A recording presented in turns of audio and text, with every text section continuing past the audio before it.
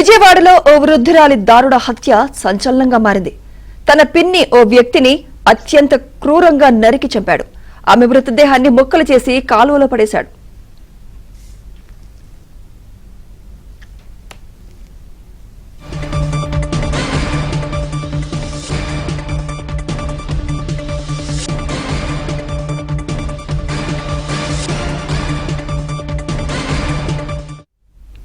పిన్ని వల్ల తనకు తన భార్యకు గొడవలు జరుగుతున్నాయని కక్ష పెట్టుకున్న ఓ వ్యక్తి ఆమెను చంపేసి శరీరాన్ని ముక్కలు చేశాడు.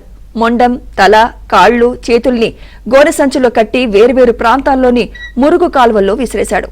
ఈ హత్యలో నిందితుడికి మైనర్ అయిన కుమారుడు కూడా సహకరించినట్లు తెలుస్తోంది. వీరిద్దరినీ పోలీసులు అదుపులోకి తీసుకుని విచారిస్తున్నారు.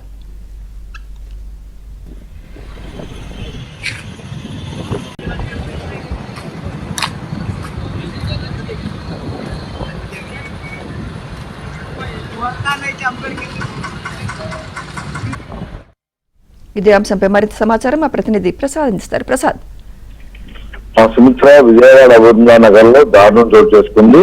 ఆ పిన్ని వరుస అయిన మహిళను అత్యంత పాశవికంగా కుమారుడు వరుస అయిన యువకుడు, అదేవిధంగా అతని ఆ మైనర్ కుమారుడు సహకారంతో సంపేగా స్థానికంగా కలిగించింది. ముఖ్యంగా తన కుటుంబంలో గొడవలకి తన భార్యతో విభేదాలను ఆసరా చేసుకుని మొత్తం అన్ని వెనకుండి ఆ వృత్తులను నడిపిస్తుందన్న భావనలోకి ఆ యువకుడు వెళ్ళారు. దీనిపై కుటుంబంలో కొంతకాలంగా ఘర్షణ కూడా చోటు చేసుకున్నాయి.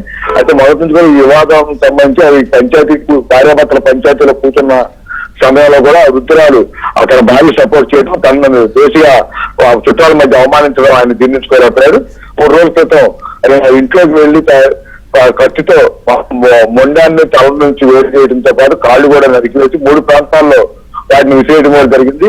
అయితే అప్పుడు అదృశ్యమైనట్టుగా కుటుంబ సభ్యులు కేసు ఫిర్యాదు చేశారు. దీనిపై దయానపురం పోలీసులు కేసు నమోదు చేసి విచారణ చేయగా నిన్న అనుగుణంగా ఆమె మొండము తల 2 ప్రాంతాల్లో కనిపించడం స్థానిక పోలీసులు కూడా కలకలం కలిగించింది. దీనిపై వెంటనే విచారణ చేస్తున్న పోలీసులు ఆ నిందితులు ఇద్దరిని కూడా తెలుసుకుని విచారిస్తున్నట్టు కూడా తెలుస్తా ఉంది. ప్రధానంగా సీసీ కెమెరాల ద్వారా నిందితులు ఏ సమయంలో ఎక్కడెక్కడ సంతరించారో శరీర భాగాలు ఎక్కడెక్కడ వేసిన అంశాలపై కూడా పూర్తిగా ఆధారాలు సేకరించారు. ప్రస్తుతం ఆ మైనర్ యువకుడితో పాటు తండ్రి కూడా అరెస్ట్ చేసి విచారణ చేస్తున్నట్టు కూడా చెప్తున్నారు. ఏదైనా కూడా ఇంత పాశ్వికత చంపే ఘట్టం మాత్రం స్థానికంగా కలకలం కలిగించింది. దీనిపై కఠినంగా దోషులు చర్యలు తీసుకోవాలని కూడా కుటుంబ సభ్యులు కోరుతున్నారు. Right, thank you Prasad.